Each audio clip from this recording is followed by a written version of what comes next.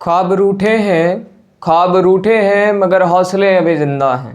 ख्वाब रूठे हैं मगर हौसले अभी ज़िंदा हैं। हम वो शख्स हैं जिससे मुश्किलें भी शर्मिंदा हैं। जी हाँ, मैं हूँ निशांत उपाध्याय और आज हम लोग करेंगे class 11 kinematic lecture 3। Last lecture में हमने एवरेज वेलोसिटी, इंस्टेंटेनियस वेलोसिटी वगैरह कवर किया था। आज हम लोग वही चीज़ एक्सेलरेशन के लिए करेंगे और इक्वेशन ऑफ मोशन को भी कवर करने की कोशिश करेंगे। तो आइए शुरू करते हैं। और सुनो, अगर चैनल को नहीं सब्सक्राइब किया तो फटाक से सब्सक्राइब कर दो और वीडियोज़ को उन तक ज़रूर शेयर करो जिनको लगता है, तुम्हें लगता है कि मेरी ज़रूरत है, उन तक ज़रूर पहुंचाओ। मैं सबकी हेल्प करने के लिए ही यहाँ आया हूँ। चलो तो शुरू करते हैं।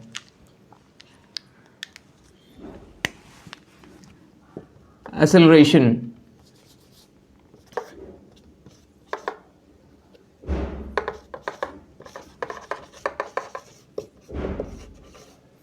एक्सेलरेशन बेटा, एक्सेलरेशन होता है चल में rate of change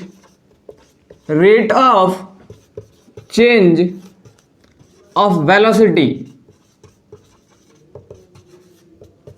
rate of change of velocity is known as acceleration. ठीक है, change of velocity, rate of change of velocity. सबसे पहले तो समझो कि चेंज ऑफ वेलोसिटी का क्या मतलब कि वेलोसिटी जिस रेट से चेंज होती है उसको हम एक्सेलरेशन बोलते हैं। तो चेंज, वेलोसिटी चेंज कब हो रही है, कैसे मानोगे वेलोसिटी चेंज हो रही है, किन किन कंडीशंस में मानते हैं? तो वेलोसिटी चेंज होने के 3 कंडीशंस होते हैं। पहला कि अगर वेलोसिटी का सिर्फ मैग्नीट्यूड चेंज हो जाए, वेलोसिटी का मैग्नीट्यूड चेंज हो जाए। जैसे कि एक इंसान बाइक से जा रहा था, 20 मीटर पर सेकंड से जा रहा था, उसने अपनी स्पीड को इंक्रीज कर दिया, 30 मीटर पर सेकंड कर दिया, तो उसकी क्या होगी, मैग्नीट्यूड चेंज हो गई। तो वेलोसिटी को चेंज काउंट करोगे, वेलोसिटी को चेंज काउंट करोगे। दूसरी चीज कि दूसरा क्या हो जाए कि डायरेक्शन बदल जाए, मैग्नीट्यूड वही रहे और क्या हो जाए, डायरेक्शन इसका चेंज हो जाए। इंसान ने अपनी स्पीड को 20 मीटर पर सेकंड नहीं रखा लेकिन लेफ्ट में टर्न ले लिया तो उसकी वेलोसिटी चेंज हो गई। मान लो पहले वो नॉर्थ जा रहा था, बाद में वो क्या किया, लेफ्ट में टर्न लेके वेस्ट चला गया। तो अभी पहले उसकी वेलोसिटी क्या थी, 20 मीटर पर सेकंड नॉर्थ, अभी उसकी वेलोसिटी हो जाएगी 20 metre per second waste. Change हो गई ना, वेलोसिटी चेंज हुई ना, डायरेक्शन चेंज हुआ तो क्या हुआ, वेलोसिटी चेंज हुई। तो या तो सिर्फ मैग्नीट्यूड चेंज हो जाए या फिर डायरेक्शन चेंज हो जाए या फिर दोनों चेंज हो जाए।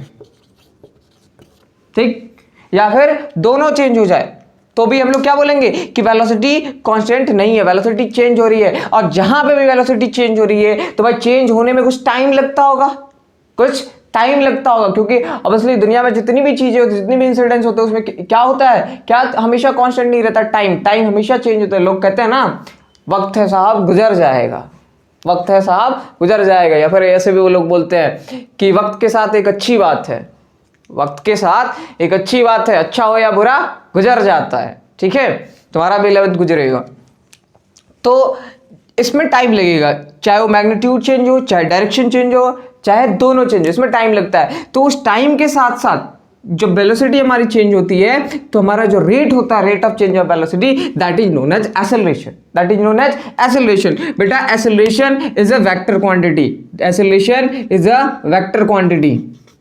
अब वेक्टर क्वांटिटी कैसे भाई, ये है क्या, तो वेलोसिटी का ही रेट ऑफ चेंज है ना, है तो एक्चुअल में वेलोसिटी ही है ना। Rate of change of velocity इसका मतलब क्या है कि है तो वेलोसिटी ही, और वेलोसिटी में ही चेंज ना, velocity is a vector quantity, that's why acceleration is a vector quantity.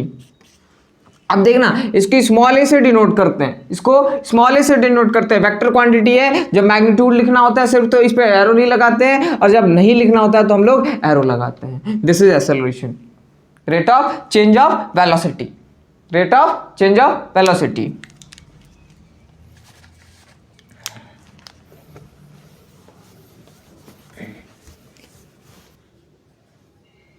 देखो, rate of change of velocity तो समझ में आया। अब मान लो कि कोई ऑब्जेक्ट था जिसकी, हाँ 10 बजे, सर बोलोगे सर का टाइम, फेवरेट टाइम 10 बजे, हाँ 10 ही बजे, ठीक है ना। 10 बजे उसकी जो वेलोसिटी थी, 10 बजे एकदम पूरा, आवर्स मिनट सेकंड, पता ना ऐसे भी टाइम लिखा जाता है, उसकी वेलोसिटी थी, this was 20 metre per second.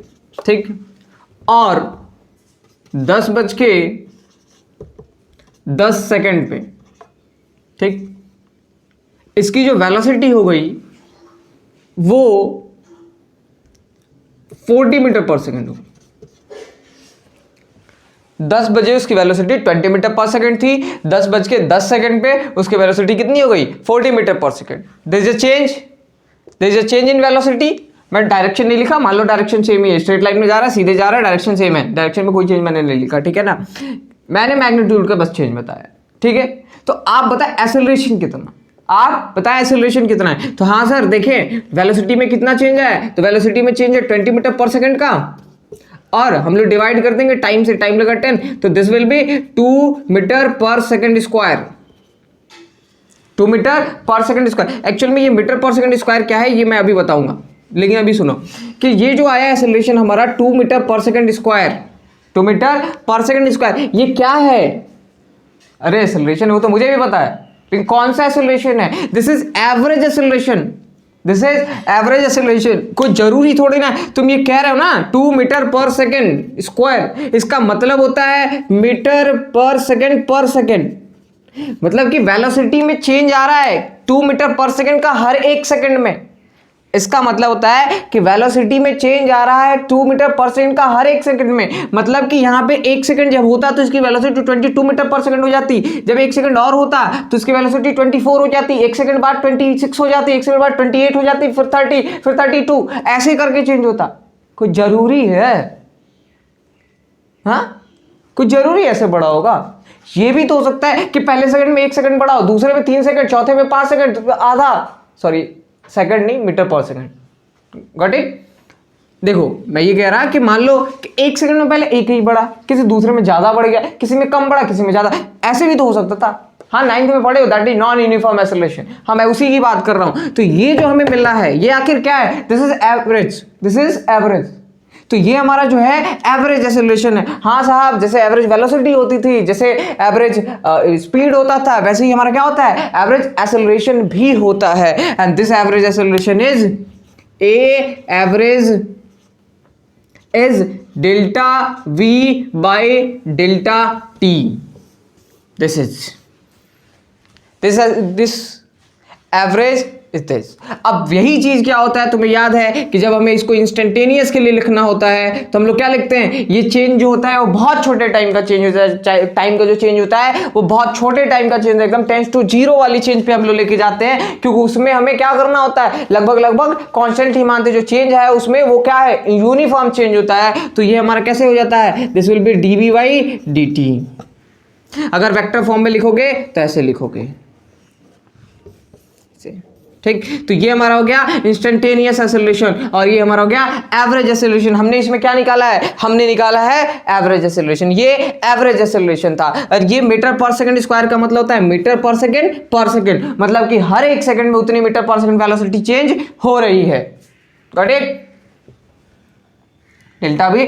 अब देखना, इसको अगर हम लोग चेंज करने जाएं, इसको, ये जो डेल्टा वी है, इसको, ये क्या है? Change in velocity. Change in velocity में आपने सुना होगा क्लास 9th में कि अगर ये जो शुरू की वेलोसिटी होती है इसको इनिशियल वेलोसिटी बोलते हैं और इसको u से डिनोट करते हैं, और जो ये वाली जो वेलोसिटी है इसको हम लोग फाइनल वेलोसिटी बोलते हैं। इसको क्या बोलते हैं? फाइनल वेलोसिटी, और इसको v से डिनोट करते हैं। तो हमारा चेंज इज ऑलवेज, चेंज जो होता है ना बेटा वो हमेशा होता है। चेंज क्या होता है? तो change is always final, this delta means final minus initial, always. इस डेल्टा का मतलब किसी भी क्वांटिटी में अगर आपको डेल्टा फाइंड करना, delta is always final minus initial. That means a average is equal to delta ना, तो फाइनल वेलोसिटी इज v और initial velocity is u is divided by time को, टाइम का जो चेंज है उसको हम लोग मान लेते हैं अगर t टाइम में चेंज हुआ है दिस विल बी g, तो दिस विल बी। और यहीं से एक इक्वेशन आपका निकल के आता था इक्वेशन ऑफ मोशन का, that was v is equal to u plus at। हालांकि हम लोग ये इक्वेशन को भी डिराइव करेंगे, आपका जो कैलकुलस है उससे डिराइव करके लाएंगे, ठीक है। चलो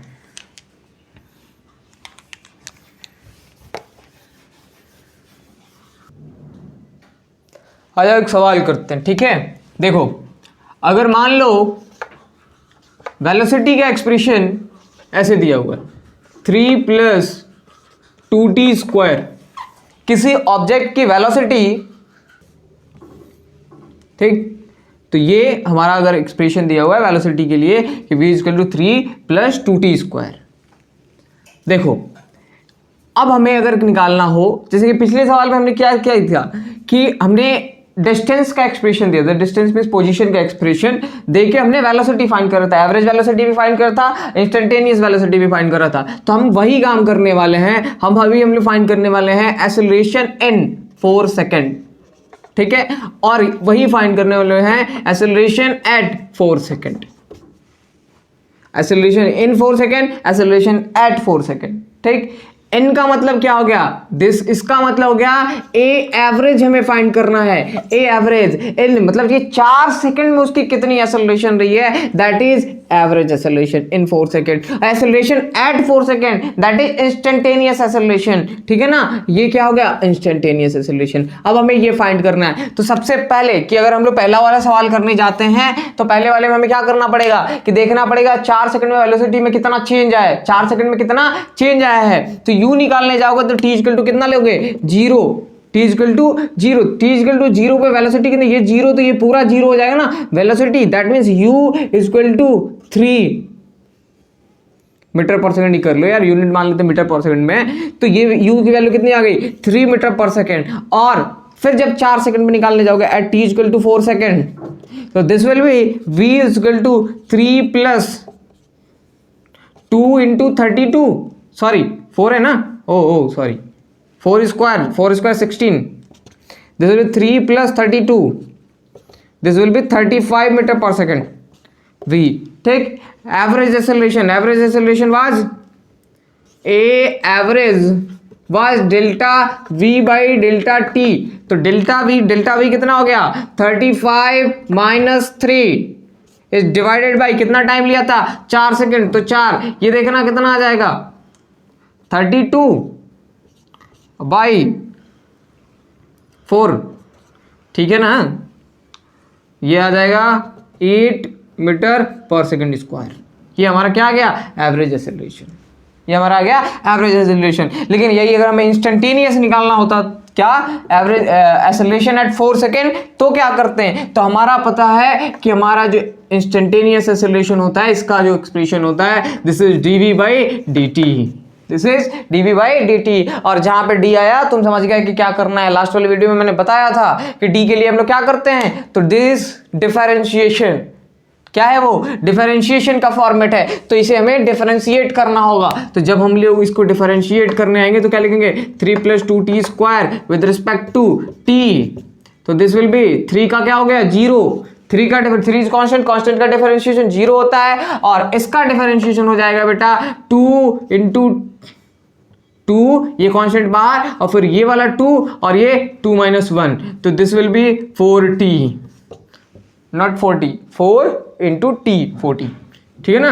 दिस इज इंस्टेंटेनियस। अब हमें कितने पे निकालना है, अब हमें निकालना है t की वैल्यू कितने पे, t = 4 सेकंड पे, तो this will be a instantaneous कितने पे 4 सेकंड पे, तो 4 × 4 this will be 16 metre per second square, this will be 16 metre per second square. तो देखना बेटा average acceleration delta v by delta t, मतलब कि final velocity minus initial velocity is divided by time taken is known as acceleration. कौन सा acceleration, average acceleration. लेकिन instantaneous acceleration क्या होता है भैया, rate of change of velocity. Actual में एक्सेलरेशन होता ही rate of change of velocity है, तो ये क्या होगा dv/dt करोगे मतलब डिफरेंशिएट करना होता है, और फाइनली उस एग्जैक्ट जिस समय दिया होता है, जो टाइम दिया होता है, उसको हम लोग रख के फाइंड कर लेते हैं। तो फटाक से नोट कर लो,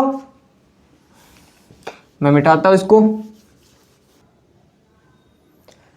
देखो हमने वेलोसिटी के लिए निकाल लिया ds/dt, एक्सेलरेशन के लिए निकाल लिया dv/dt, ठीक ना। ये क्या है, rate of change of position, rate of change of position is velocity, और ये rate of change of velocity is acceleration. लेकिन बात तो ये कि जब हमें वेलोसिटी पता था तो उसका रेट ऑफ चेंज फाइंड कर लेते थे, मिल जाता, डिफरेंशिएट कर देते तो हमें क्या मिल जाता, एक्सेलरेशन मिल जाता था। जब हमें पोजीशन पता होती थी, पोजीशन हमें क्या होती थी, पता होती थी, तो हम उसको डिफरेंशिएट कर देते थे तो क्या मिल जाता था, वेलोसिटी मिल जाती थी। That is rate of change. लेकिन क्या अब हमें रेट ऑफ चेंज पता हो तो क्या हम लोग क्वांटिटी फाइंड कर सकते हैं? नहीं समझ में, बता रहा हूं। देखो, रेट ऑफ चेंज पता है, इसका मतलब ये है कि अगर हमें एक्सेलरेशन पता है तो क्या एक्सेलरेशन का किसका रेट ऑफ चेंज होता है? वेलोसिटी है ना। तो क्या हम लोग वेलोसिटी फाइंड कर सकते हैं? बोलो, अगर हमें एक्सेलरेशन पता हो तो हम लोग क्या वेलोसिटी फाइंड कर सकते हैं? हाँ, कर सकते हैं। कैसे? जादू। इधर देखो, वेलोसिटी के साथ भी सेम कंडीशन कि velocity is what? Rate of change of position. तो अगर हमें वेलोसिटी पता है तो क्या हम लोग रेट ऑफ पोजीशन फाइंड कर सकते हैं? बिल्कुल फाइंड कर सकते हैं। लेकिन कैसे? तो आओ, हमें इसमें क्या फाइंड करना है? हमें ये करना है, तो इसका सब्जेक्ट बनाते हैं। तो दिस विल बी v, इसको इधर भेज देंगे तो this will be v dt equal to ds। तो ds क्या? चेंज इन पोजीशन है, पोजीशन नहीं है, चेंज इन पोजीशन, छोटा सा। और ये इधर से क्या आ जाएगा? a dt equal to dv। क्या निकल गया? नहीं मिला। तो क्या करेंगे? तो यहां पे बेटा जैसे हम लोग रेट ऑफ चेंज फाइंड करने के लिए हम लोग डिफरेंशिएट करते थे, वैसे ही हमें रेट ऑफ चेंज पता हो तो इसके साथ अब हम लोग क्या करेंगे? जिस क्वांटिटी, जो एलिमेंट जिसके साथ हमने रेट ऑफ चेंज फाइंड करा था, उसके साथ हम लोग क्या करेंगे? इंटीग्रेट करेंगे। उसके साथ क्या करेंगे? इंटीग्रेट करेंगे। अब आप इसको ऐसे ले सकते हैं कि जैसे डिफरेंशिएशन इज लाइक डिवाइडिंग और इंटीग्रेशन इज लाइक मल्टीप्लाइंग, कि अगर डिवाइड करके बहुत छोटा सा ला सकते हैं तो मल्टीप्लाई करके बड़ा ला सकते हैं। अब हमें यहां पे जो प्रोसेस होता है उसको हम लोग बोलते हैं इंटीग्रेशन। इंटीग्रेशन को समझने के लिए बस आप यही कह सकते हैं, integration is reverse process of differentiation. जैसे कि हमने क्या करा? उसका रेट ऑफ चेंज फाइंड करा। अब हम लोग रेट ऑफ चेंज से क्या करेंगे? क्वांटिटी फाइंड करेंगे। ठीक है ना। अब बहुत छोटी छोटी इंटीग्रेशन का बेटा साइन होता है ऐसे, एस फॉर सांप, नहीं समेशन, बच्चे इसको सांप मेथड भी बोलते हैं। ये ऐसे होता है, ठीक। ये एस, ये जो एस है ना, मुझे लगता है ये दिस एस फॉर समेशन, बहुत छोटी छोटी चीजों को। Multiplying is also process of adding. Multiply क्या है? ऐड करने का ही तरीका है। बार बार ऐड ना करके जो हम लोग काम करते हैं उसको क्या बोलते हैं? मल्टीप्लाई करना। जैसे कि अगर हमारे पास 2 + 2 + 2 ये है तो 6 है। अब हम लोग क्या करते हैं? 3 × 2 कर देते हैं, मतलब कि 3 × 2 दिस विल बी 6। तो multiplying is also a kind of addition. वैसे ही ये जो हमारा इंटीग्रेशन है ये भी क्या है? अ काइंड ऑफ एडिशन ही है, समेशन ही है। लेकिन ये इसमें देखो, ये बहुत बड़ी बड़ी क्वांटिटीज है, इसमें बहुत छोटी छोटी, मैंने बोला था ना कि रेट ऑफ चेंज मतलब कि बहुत छोटा। ये ds is very small change. अब इसको हम लोग इंटीग्रेट करके इस फाइंड करेंगे, ठीक। और यहीं से हमारा क्या निकलेगा? इक्वेशन ऑफ मोशन निकलेगा। तो सबसे पहले तो हम लोग इंटीग्रेशन, तो मैंने तुम्हें खुद से पढ़ाया नहीं है, तो मैं 2-3 मिनट में इंटीग्रेशन को कवर करने की कोशिश, हालांकि उतना छोटा है नहीं, ये क्लास 12 के मैथ्स में आपको पढ़ना है, बहुत ब्रॉड है, ठीक। लेकिन फिजिक्स में भी तो मैंने तो नहीं कर पाया था, तो मैं बस 5 मिनट 2 मिनट में कवर कर दूंगा कि क्या करना है। यहाँ पे काम चलाने के लिए उतना ही इंटीग्रेशन नहीं है, ठीक है। तो आओ फटाक से इंटीग्रेशन को करते हैं कि आखिर इंटीग्रेशन किया कैसे जाता है, बता दिया। Integration is just reverse process of differentiation.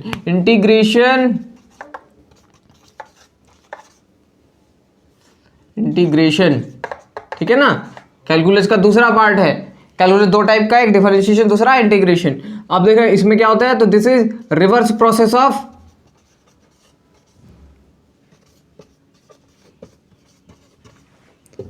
Differentiation, ठीक।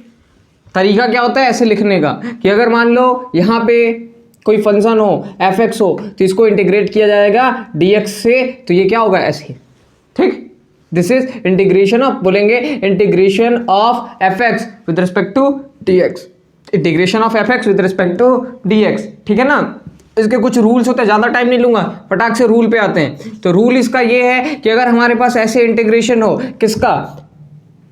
अगर हमारे पास x⁴n, याद है उसमें भी होता था कि अगर x⁴n हो और इसका हमें क्या करना हो? dx के साथ इंटीग्रेट करना हो, तो बेटा इसकी वैल्यू आती है इंटीग्रेट होके x⁴n+1 divided by n+1। Example देखें तब समझ में आएगा इंटीग्रेशन। जैसे कि अगर आपको इंटीग्रेशन करना है x² का इंटीग्रेशन करना है किसके साथ? dx के साथ, तो ये क्या हो जाएगा? ये हो जाएगा x⁴n+1, मतलब कि 2+1 is divided by 2+1। 2+1 is divided by 2+1, this will B x⁴3/3। ये आपका आंसर होगा।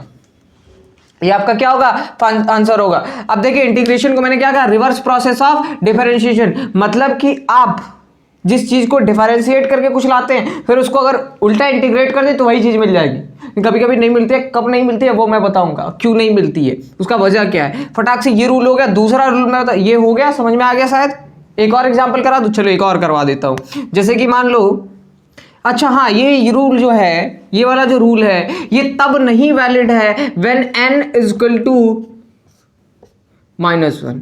इसमें कंडीशन है कि n की वैल्यू -1 नहीं होनी चाहिए। -1 मीन्स 1/x, 1/x dx हो तो इसका इंटीग्रेशन इतना नहीं होता है बेटा, इसका इंटीग्रेशन होता है log x। ln x भी लोग लिखते हैं, log x आप कह सकते हैं, ठीक है। इसका इंटीग्रेशन, क्योंकि इसका डिफरेंशिएशन ये आता है तो इसका इंटीग्रेशन ये आना चाहिए। ये डिफरेंशिएशन आप जब बेहतर तरीके से पढ़ेंगे तो उसमें आपको ये बताया जाएगा। मैं अगर कवर किया होता डिफरेंशिएशन को तो मैं भी इसको बताता, लेकिन मैं नहीं किया था तो इसलिए मैं थोड़ा सा बताया था लास्ट लेक्चर में डिफरेंशिएशन, तो इसलिए नहीं बता पाया था। तो ये ऐसा होता है बेटा, इसलिए जब भी x to the power -1 condition बने तो हम लोग क्या करेंगे, ये वाला फॉर्मूला नहीं यूज करेंगे, ये वाला रूल नहीं लगाएंगे। चले अब दूसरा रूल देख लेते हैं यहाँ पे हम लोग, कि अगर ये x to the power n तो है, अगर इंटीग्रेशन ऑफ वो कोई कांस्टेंट हो और फिर x to the power n हो और किसके साथ इंटीग्रेट करना, और dx के साथ, तो क्या होता है, कांस्टेंट बेटा बाहर निकल जाता है, कांस्टेंट का इंटीग्रेशन नहीं होता है, और फिर किसका इंटीग्रेशन होता है, x to the power n का, किसके साथ, dx का। और इसका इंटीग्रेशन तो तुम्हें पता ही है, इसका इंटीग्रेशन तुम्हें पता है ना कि x to the power n का इंटीग्रेशन क्या होता है, x to the power n+1 upon n+1। ठीक, चलो इसका एग्जांपल करवा देता हूं।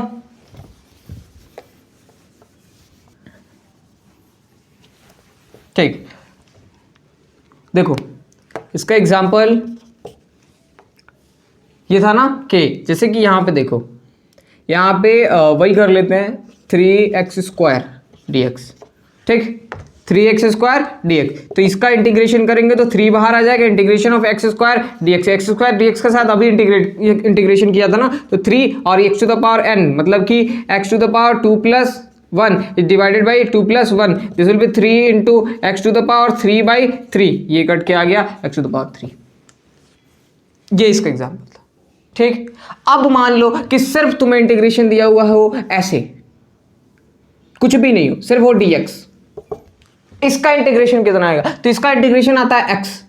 अरे सर ऐसे ही नहीं, रटना नहीं है, रटना नहीं है, बिल्कुल नहीं, मैं बता रहा हूं कैसे आता है। यहां पे बेटा कुछ भी नहीं तो हम लोग 1 का मल्टीप्लाई लिख सकते हैं कि 1 है, और जब 1 होता है तो हमें पता है कि किसी भी चीज का पावर 0 हो तो उसकी वैल्यू 1 होती है, तो हम लोग लिख सकते हैं कि 1 के जगह पे क्या लिख सकते हैं, x टू द पावर 0।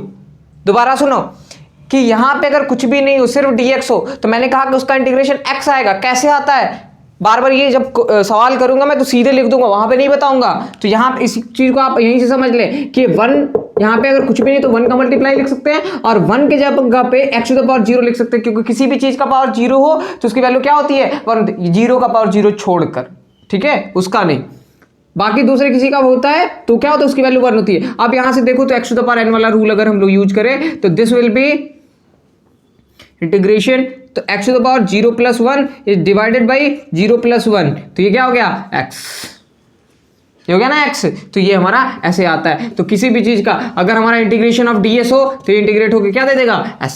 कैसे देगा, तो ऐसे ही देगा। Got it. तो ये हो गया, ये हो गया। अब देखो डिफरेंशिएशन के जैसे जब मल्टीपल टर्म्स होते हैं तो उसको अलग अलग कर लेते हैं, वो भी मैं बता देता हूं।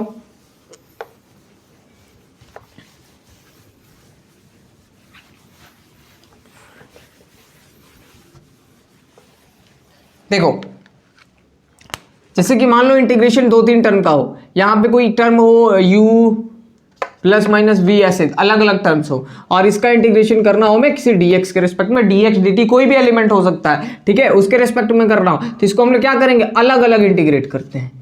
ठीक, प्लस इंटीग्रेशन ऑफ ऐसे, जो भी साइन रहेगा, यहाँ प्लस रहेगा तो प्लस यूज करेंगे, माइनस रहेगा तो माइनस यूज करेंगे। इसके लिए करके बताना जरूरी है, मुझे नहीं लगता यार, समझ ही गए होंगे। डिफरेंशिएशन में 2-3 टर्म तक करके चलो एक आध सवाल करेंगे तो उसमें समझ में आ जाएगा। अब देखो कि एक्चुअल में मैंने शुरुआत में ही क्या कहा था कि integration is just reverse process of differentiation. तो मिलना चाहिए ना, जो हमारा इंटीग्रेशन हो, जो हमारा डिफरेंशिएशन हो, किसी चीज को डिफरेंशिएट करने पे हमें इंटीग्रेशन मिल जाता हो, जो एलिमेंट मिलेगा, जो ऑब्जेक्ट, जो चीजें मिलेगी उसको फिर इंटीग्रेट करेंगे तो वही मिलना चाहिए।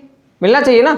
आओ देखते हैं कि अगर हमने इंटीग्रेट किया था, चलो डिफरेंशिएट करते हैं एक्स क्यूब को, तो this will B D x by, तो ये क्या आ जाएगा, this will B 3x square. ठीक, कि अगर हमने एक्स क्यूब को डिफरेंशिएट किया तो this will B 3x square. तो हमें अगर 3x स्क्वायर को इंटीग्रेट करें तो हमें क्या मिलना चाहिए, एक्स क्यूब मिलना चाहिए। बिल्कुल मिलेगा। आप देखें 3 बाहर निकल जाए, integration of x square dx बचेगा, दिस विल बी 3, और यहां पे क्या हो जाएगा, इसका इंटीग्रेशन हो जाएगा x to the power n + 1, मतलब 2 + 1 बाई 2 + 1 होगा। This will B 3x3 divided by 3, cut गया ये एक्स क्यूब। इसी का किए थे ना, देखो आ गया। लेकिन लेकिन लेकिन लेकिन लेकिन अगर ये हमारा एक्स क्यूब प्लस 2 रहा होता और इसका हमने डिफरेंशिएशन करना होता तो क्या आता, तो बेटा इसका फिर डिफरेंशिएशन क्या आता, इसका तो 3x स्क्वायर आ जाता और इसका 0 आ जाता, मतलब कि इसका क्या आया 3x स्क्वायर। अब 3x स्क्वायर का जो इंटीग्रेशन होता है वो तो एक्स क्यूब आता है। 3x स्क्वायर का इंटीग्रेशन क्या आता है, एक्स क्यूब आया ना। अभी हमने किया कि 3x स्क्वायर को इंटीग्रेट किया तो क्या आया, एक्स क्यूब आया। लेकिन यहां तो कह रहा था कि अगर किसी भी चीज को, अगर ये तो सेम रिवर्स प्रोसेस है कि अगर किसी भी चीज को हम लोग डिफरेंशिएट करते हैं तो जो चीजें मिलती है उसको इंटीग्रेट करते हैं तो पुरानी वाली चीज फिर मिल जाएगी। जैसे एक्स क्यूब को हमने डिफरेंशिएट किया तो 3x स्क्वायर मिला, 3x स्क्वायर को इंटीग्रेट किया तो एक्स क्यूब मिल गया। लेकिन क्या होता कि अगर एक्स क्यूब प्लस 2 होता और इसको डिफरेंशिएट करेंगे तो भी हमें 3x स्क्वायर मिल रहा है, और 3x स्क्वायर को इंटीग्रेट करने के बाद तो हमें 2 नहीं मिल रहा, सिर्फ x स्क्वायर मिल रहा है। तो इसके लिए क्या करेंगे, तो बेटा जब भी ऐसे में इंटीग्रेशन करते हैं तो यहां पे हम लोग एक हमेशा c लिखते हैं, दिस इज कांस्टेंट। कि हो सकता है कि शुरुआत में कोई कांस्टेंट रहा हो सकता है शुरुआत में कोई कांस्टेंट रहा हो। यहां पे 0 था, मान लेते इसमें एक्स क्यूब था तो हम लोग क्या करेंगे, मान लेंगे कि 0 था। ठीक, तो हमेशा ऐसे इस टाइप के इंटीग्रेशन, देख एक होता है डेफिनेट इंटीग्रेशन और एक होता है इनडेफिनेट इंटीग्रेशन। तो ये जो होता है ना इनडेफिनेट होते हैं। डेफिनेट क्या होता है, तो उसमें हमें लिमिट रखनी पड़ती है, उसमें सी रखने की जरूरत नहीं है। डेफिनेट इनडेफिनेट, तो ऐसे में क्या होता है जब भी आप इंटीग्रेट करोगे, जब लिमिट नहीं है, लिमिट क्या होता है वो भी मैं बताऊंगा कि ऐसे सिंपली ऐसे जैसे दिख रहा है ना, ऐसे है ना, तो हमेशा आप सी की यूज करोगे। हालांकि फिजिक्स में इसकी जरूरत ज्यादा नहीं आती, क्योंकि फिजिक्स में क्या होता है, फिजिक्स में ज्यादातर जो होते हैं वो डेफिनेट होते हैं, लिमिट वाले होते हैं। तो लिमिट वाले के साथ हम लोग देखते हैं कि आखिर लिमिट क्या होता है। मैं इसको मिटा देता हूं, चलो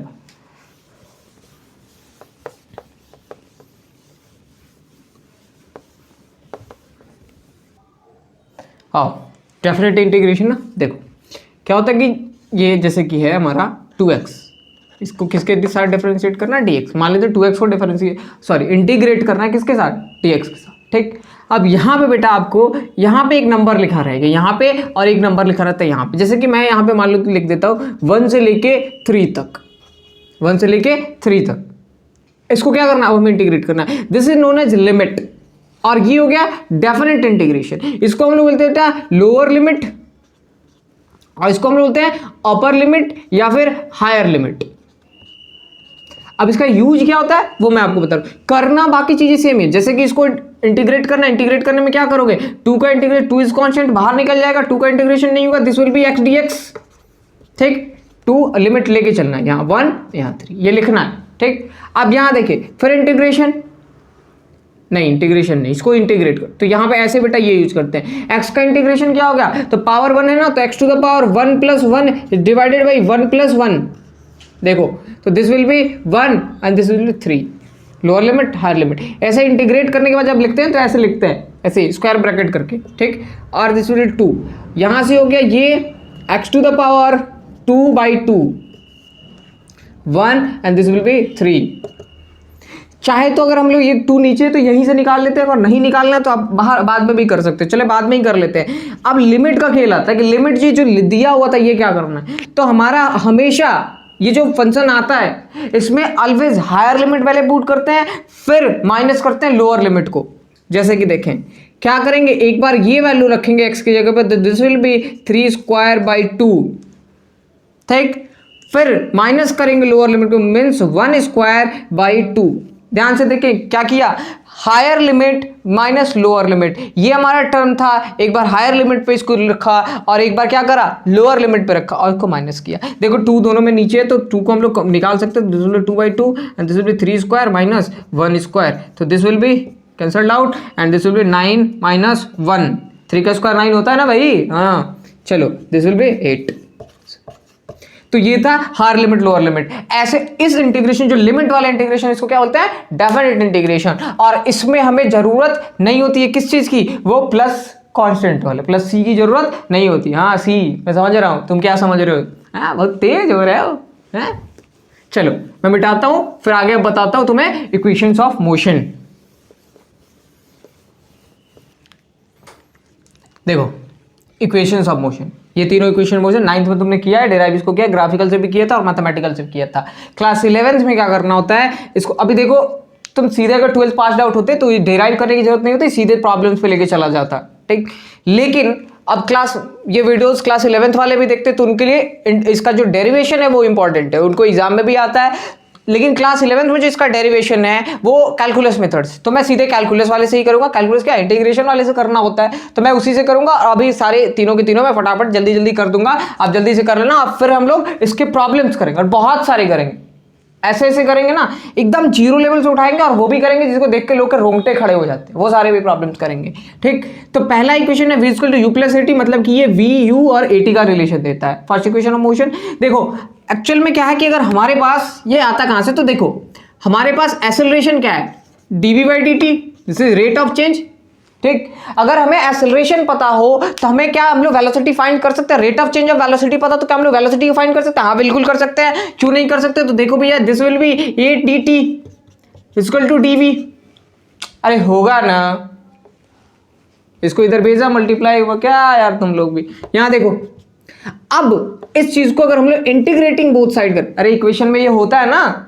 कोई भी ऑपरेशन इक्वल के दोनों साइड कर सकते हैं, जो इक्वल साइन होता है ना, किसी भी इक्वेशन में एक ही ऑपरेशन दोनों साइड किया जा सकता है, ऐसा रूल है नहीं है, हाँ। यहां देखो अब दोनों साइड इंटीग्रेट करेंगे तो देखना, ये अगर वेलोसिटी चेंज हुई, ऑब्वियसली एक्सेलरेशन तो वेलोसिटी चेंज होगी, तो कहां से कहां तक चेंज होगी, तो इनिशियल वेलोसिटी से लेके फाइनल वेलोसिटी तक वेलोसिटी चेंज होगी ना, जो थी वो कुछ और हो जाएगी। तो इनिशियल वेलोसिटी कहां तक, फाइनल वेलोसिटी, इनिशियल से फाइनल वेलोसिटी तक, u से v तक। इसमें देखना कि अगर 0 से टाइम कितना लगा होगा, 0 से t, टाइम कितना लगा होगा 0 से t। अब देखना इसमें एक्सेलरेशन इज कांस्टेंट, तो एक्सेलरेशन को क्या करेंगे लोग बाहर निकालेंगे। अगर देखो एक्सेलरेशन में टाइम आता है तो जो टाइम की जो एक्सप्रेशन होगी उसको रख के इंटीग्रेट करेंगे, उसके भी सवाल मैं करवाऊंगा तो आपको समझ में आ जाएगा। और देखिए यहां पे एक्सेलरेशन कांस्टेंट बाहर निकला, यहां बच गया dt 0 से t तक, और इधर हो गया tv कहां से, u से v तक, u से v तक। अब इसका इंटीग्रेशन होता है बेटा, बताया था ना डायरेक्ट t कैसे आता है ये बता चुका हूं तो इसलिए नहीं बताऊंगा अब, 0 से t तक, और ये हो गया इंटीग्रेशन ऑफ v, dv का क्या आ जाएगा v, कहां से कहां तक, u से v तक। Higher limit minus lower limit, तो एक बार v रखेंगे और एक बार u, ठीक। इधर क्या आ गया, एक बार a is multiplied with t minus 0, तो ये तो भैया t ही होगा ना, this will be at and this will be v minus u। अब इसको भेजो इधर, तो this will be at plus u equal to v, इसको यहां से पलटो, ऐसे खींचो, कान पकड़ के पलट दो ऐसे, तो this will be v plus sorry v equal to u plus at, आया v equal to u plus at, आया नहीं आया, ठीक, कोई दिक्कत। यही था हमारा फर्स्ट इक्वेशन। और देखो कैसे आया, हमने क्या करा, हमें रेट ऑफ चेंज पता था, हमें पता था कि क्या 0 से t टाइम तक के डिफरेंस पे 0 टाइम पे हमने वेलोसिटी कितना मान लिया, u मान लिया। देखना ये वाली लिमिट है, ये इसमें नहीं है, ये क्या है, लिमिट है u और v। Initially t equal to 0 पे उसकी वेलोसिटी कितनी रही होगी, u माना, t इक्वल टू t पे उसकी वेलोसिटी v, इंटीग्रेट करा दोनों साइड, हमें क्या मिल गया, हमारा पहला इक्वेशन मिल गया। पहले इसके एग्जांपल देख लो कि एक सवाल था ना जो मैंने पिछले वाले में करवाया था, शायद उसका एक्सेलरेशन जो आ रहा था बेटा, दिस वाज 4t, एक्सेलरेशन क्या था 4t था, एक्सेलरेशन था ना 4t। अब देखना वेलोसिटी कितना है इसका, वेलोसिटी जब निकालने जाएंगे तो क्या होता है, वेलोसिटी इज कैसे वहां से निकालते हैं ना, ये acceleration equal to dv by dt, देख ये वेरिएबल, ये कांस्टेंट एक्सेलरेशन का ऐसा है, कांस्टेंट एक्सेलरेशन रहेगा तो बाहर निकल जाएगा 2 मीटर पर सेकंड 4 मीटर कुछ भी रहेगा बाहर निकल जाएगा, ऐसे सवाल। लेकिन जब हमें क्या करना होता है, वेरिएबल एक्सेलरेशन, देख कांस्टेंट एक्सेलरेशन वेरिएबल एक्सेलरेशन समझ, कांस्टेंट एक्सेलरेशन में टाइम का फर्क नहीं पड़ेगा, that will be always same. इसमें टाइम नहीं है, ये हमेशा सेम होगा। इसमें एक्सेलरेशन की जो वैल्यू रहेगी वो 2 metre per second 4 metre per second जो भी रहेगा वो फिक्स रहेगा, एक नंबर रहेगा, उससे कोई फर्क। तो ये वाला इक्वेशन तू लगा सकता है वेलोसिटी फाइंड करने के। लेकिन एक्सेलरेशन अगर कांस्टेंट ना हो, टाइम डिपेंडेंट हो, जैसे कि इस एक्सेलरेशन की वैल्यू क्या है 4t है, ये टाइम पे डिपेंड, t इक्वल टू 0 पे इसकी एक्सेलरेशन कितनी थी 0, t इक्वल टू 1 पे 4 सेकंड, t इक्वल टू 2 पे 8 मीटर पर सेकंड स्क्वायर। तो ये टाइम डिपेंडेंट है, इसके लिए कैसे करोगे, तो बेटा ये यहां से करना पड़ता है। तो ये रूल आपको आना चाहिए, सिर्फ इसको रटने से नहीं होगा। कैसे करेंगे, यहां से। तो देख ये होता है dv बाई, एक मिनट रुक जा, dv बाई dt, हमें वेलोसिटी फाइंड करनी है, dv by dt, dv by dt। यहां से देख तो वेलोसिटी का एक्सप्रेशन कैसे आएगा, ये हो जाएगा a dt will be dv, ए यहां से देख ये देखना आया a dt, a कहां से आ गया, a की वैल्यू थी हमारी कहां गई, अच्छा सॉरी यहां पे है, यहां पे 4t dt is equal to dv, integrating both side this will give v and this will give 4 into t, t का इंटीग्रेशन क्या होता है t square by 2, 4 का integration t square by 2, this will 2, this means 2t square was v।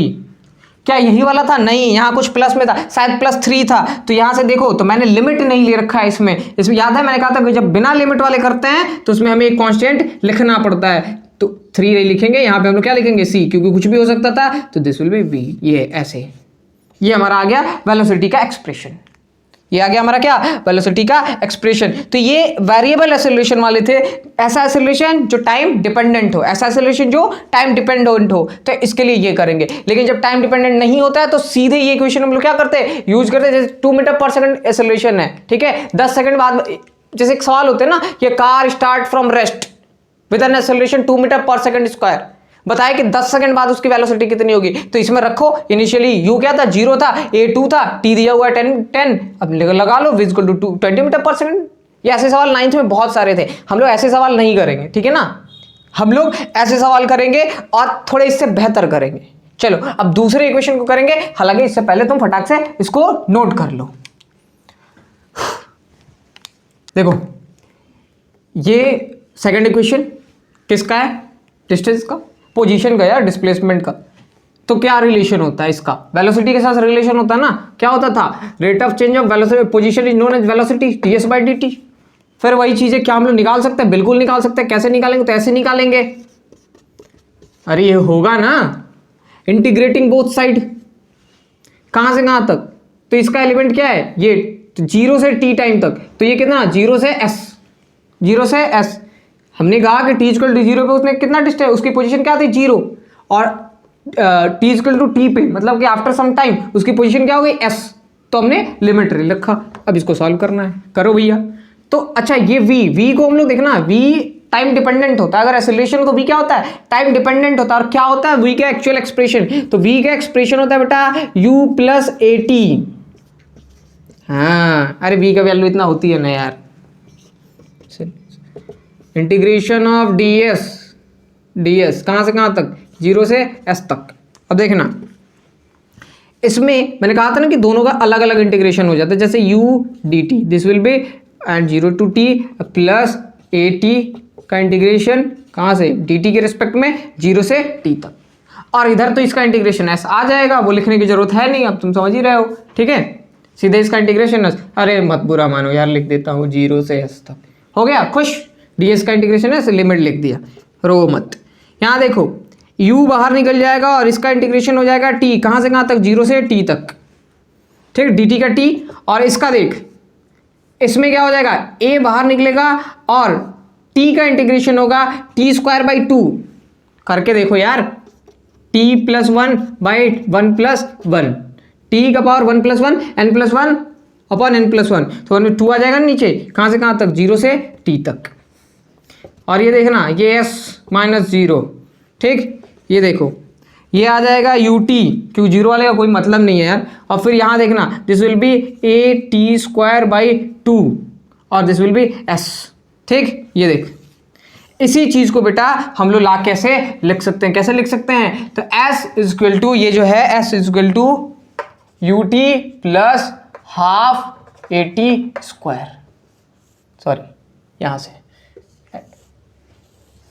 ये हमें क्या दे दिया, तो पोजीशन दे दिया आफ्टर टाइम टी। कैसे निकाला हमने, तो हमें क्या पता था, हमें क्या पता था, रेट ऑफ चेंज। तो ये हमने क्या करा, डेरिवेशन करके निकाल दिया। ये जो हमने पहले भी निकाला था, ये तो कुछ नया नहीं है। लेकिन जब आपको वेलोसिटी, ये जो है ना वेलोसिटी किसके टर्म में गिवन हो, टाइम के टर्म में, वेरिएबल वेलोसिटी हो, टाइम के टर्म में गिवन हो, तो हमें जब पोजीशन के लिए एक्सप्रेशन फाइंड करना होता है तो हम क्या करते हैं, हम लोग इसको इंटीग्रेट करके निकालते हैं। तो ये आपको जो इंपॉर्टेंट चीज याद रखनी है वो ये है, वो तो सबको याद है, वो तो 9th से ही है। ये चीज इंपॉर्टेंट याद रखना है कि हमें वेलोसिटी अगर टाइम के टर्म में हो तो उसको इंटीग्रेट करना होता है लाने के लिए। एक एग्जाम्पल देख लो तुम, एग्जाम्पल ये हो गया कि अगर मान लो v इक्वल टू दिया है 2 + 3t स्क्वायर, 2 + 3t स्क्वायर, हमें s के लिए एक्सप्रेशन फाइंड करना है। तो हम लोग क्या करेंगे, हमारा होता है ये देखना, integration of v dt is equal to, एक मिनट रुको यार, पेन चेंज करने दो।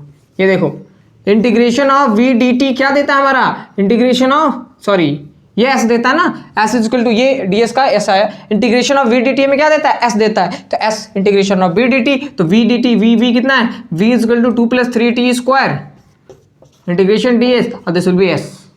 अरे यार इंटीग्रेशन होगा ना, होगा नहीं होगा, यहां से देखना, ये इसका इंटीग्रेशन करोगे दिस विल बी 2t, इसका इंटीग्रेशन करोगे 2t and this will B plus 3t square, 3t square होगा 3t cube upon 3 n + 1/n+1, ये 3 से 3 चला जाएगा, इधर s होगा, ये हो जाएगा हमारा 2t + t क्यूब, और हमें एक c डालना पड़ेगा क्योंकि हमने लिमिट नहीं ले रखा है, तो ये हो जाएगा, ये आ गया हमारा s का एक्सप्रेशन।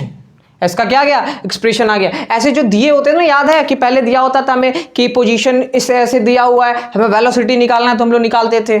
वैसे ही हमें क्या कर रहा है, अभी पोजीशन दिया हुआ है, सॉरी वेलोसिटी दिया है, पोजीशन निकालना है तो हम लोग उसको इंटीग्रेट करके निकालते हैं। गॉट इट, चलो नोट कर लो, फटाक से मैं मिटाता हूं, फिर तीसरे वाले को करेंगे, तीसरा इक्वेशन जो होता है ना उसको करेंगे।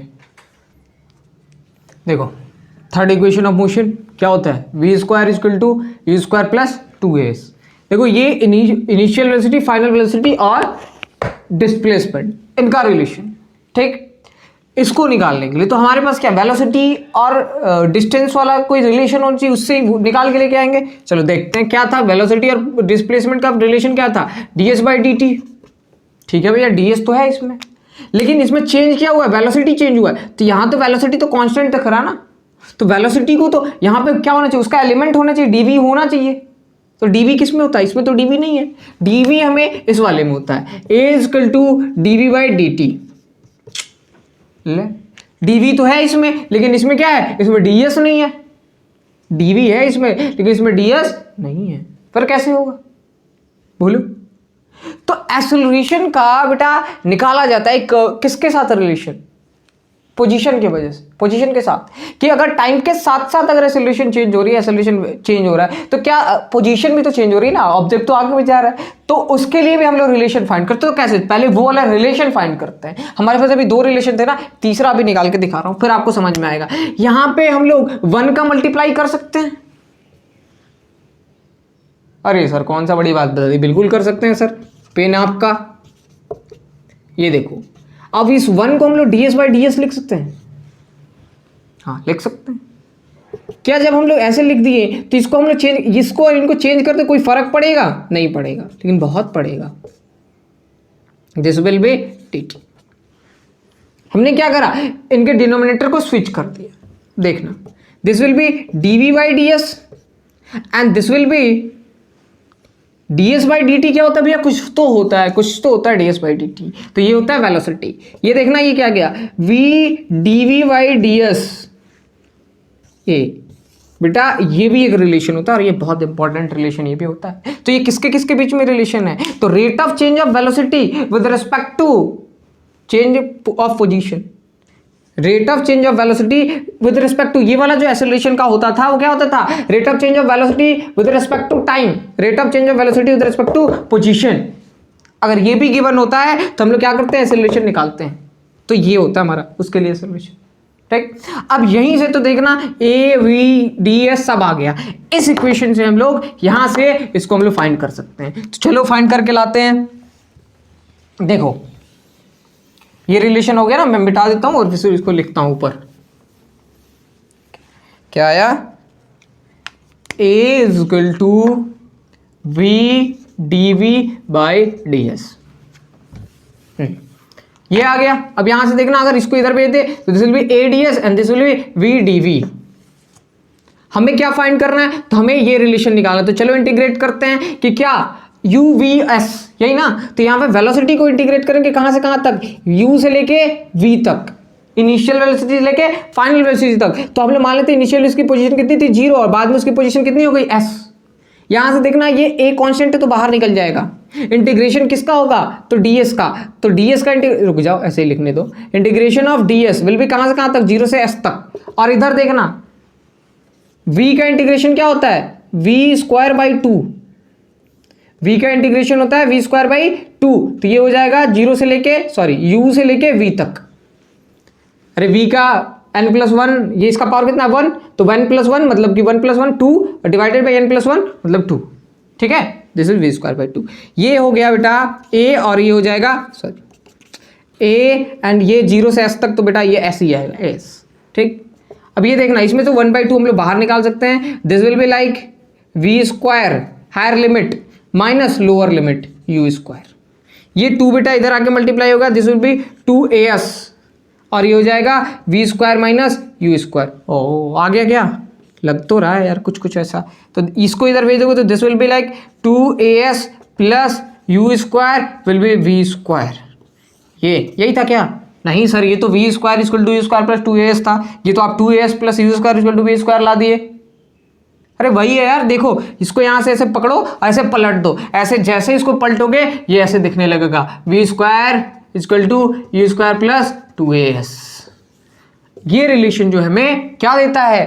के वाला कौन सा? ये इनिशियल वेलोसिटी और फाइनल वेलोसिटी और डिस्प्लेसमेंट का रिलेशन देता है। ऐसे रिलेशन पता होना चाहिए। तब इसको यहां से हमें जो जरूरत पड़ती है, ऑब्वियसली तीनों इक्वेशन ऑफ मोशन की जरूरत तो पड़ती ही है, लेकिन ये वाले जो बीच वाले इंटरमीडिएट स्टेप थे ये भी बहुत इंपॉर्टेंट होते हैं कि हमें क्या पता हो। जब अगर हमें एक्सेलरेशन दिया हो और rate of change of velocity दिया हो किसके रिस्पेक्ट में? पोजीशन के रिस्पेक्ट में, तो भी हम लोग क्या कर सकते हैं? डिस्प्लेसमेंट फाइंड कर सकते हैं, हम लोग ऐसा रिलेशन निकाल सकते हैं। तो इसको हम लोग कैसे करते हैं? इससे करते हैं। Got it? चलो छाप लो, मैं इसको मिटा दूंगा नहीं तो। अच्छा देखो ये देखो क्या लिखा हुआ है, ये एस एन एथ इक्वल टू क्या? एस एन एथ ये क्या?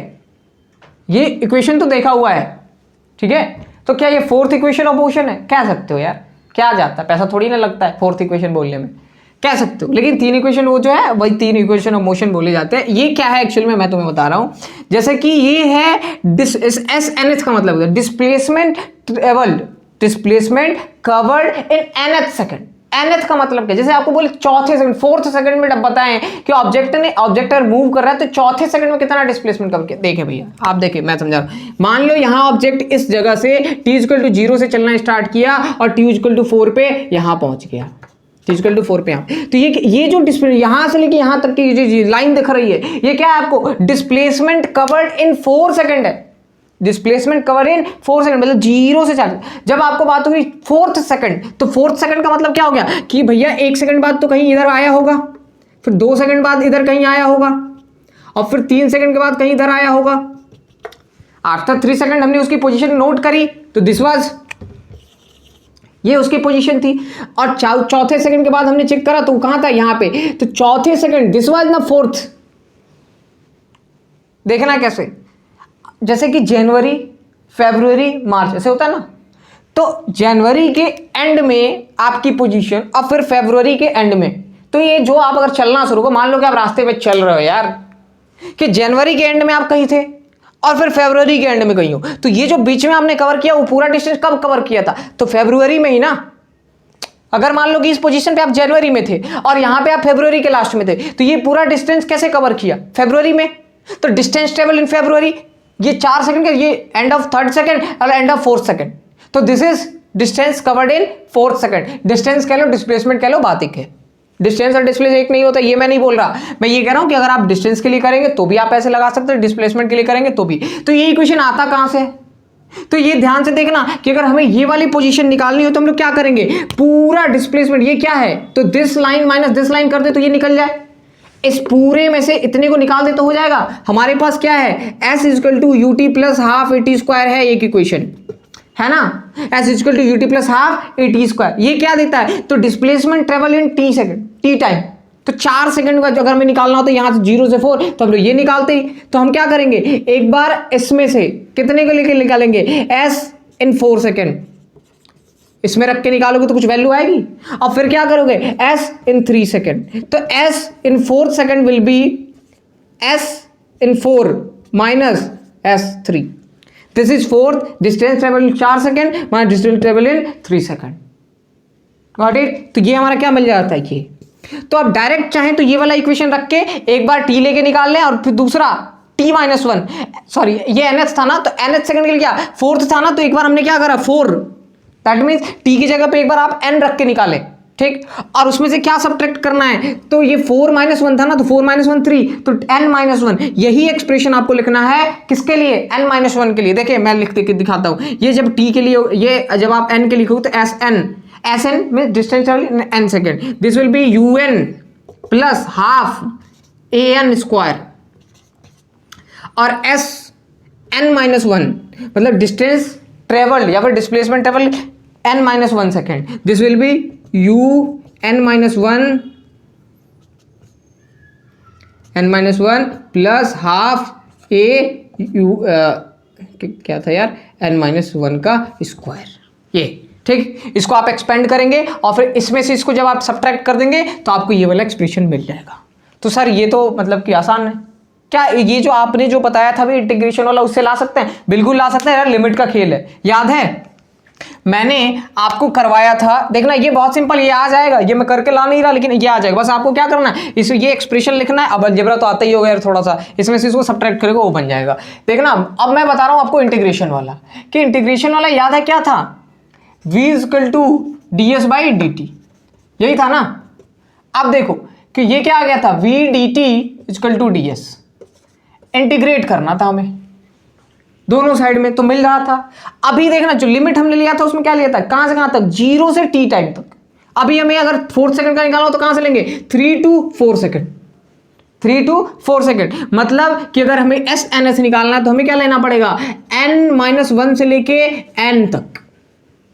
जब आप इंटीग्रेट करें तो कहां से, s माइनस 1 से लेके कहां तक, n तक। तो ये जो हमारा होगा this will be S nth मिल जाएगा हमें, ये क्या मिलेगा, एस एन एथ, ठीक। इसमें बस आप लिमिट को जो हमने 0 से t तक लिया था ना, 0 से t तक, वो आपको 0 से t नहीं लेना, क्या लेना है, t माइनस 1 टू t, एक सेकंड लास्ट जो t सेकंड में, tth सेकंड में मतलब nth सेकंड में, तो n माइनस 1 ये लिमिट रख के आप सॉल्व करोगे तो आपको ये वाला एक्सप्रेशन आ जाएगा। बात वही है, मीनिंग आप समझे कि एस एन एच का मतलब है ये वाला सेपरेशन, पूरे 4 सेकंड नहीं, चौथे सेकंड में, दैट इज फेब्रुअरी वाला पार्ट। फेब्रुअरी बोला तुम्हें पता भी है क्यों मैं फेब्रुअरी बोला, सब फेब्रुअरी सबकी फेवरेट होती है ना। हाँ चलो, तो आज के लेक्चर में हम लोग इतना ही रहने देते, चारों इक्वेशन हो गए, आप ट्राई करें सवाल कुछ, और मैं आपको नेक्स्ट लेक्चर में इन सारे इक्वेशन पे एकदम बेसिक प्रॉब्लम जो 0 लेवल होते हैं ना वहां से लेके शुरू करूंगा, और हम लोग बहुत ऊपर तक के सवाल लगेंगे, वो भी लगाएंगे जिसको देख के लोगों के रोंगटे खड़े हो जाते हैं, ठीक। वीडियो को अभी तक लाइक नहीं किया तो लाइक करो, शेयर करो, मन करे तो कमेंट भी कर दो यार, थोड़ा सा अच्छा लगता है, फीलिंग अच्छी आती है, और सब्सक्राइब भी कर दो। चलो मिलते हैं नेक्स्ट वीडियो में, बाय।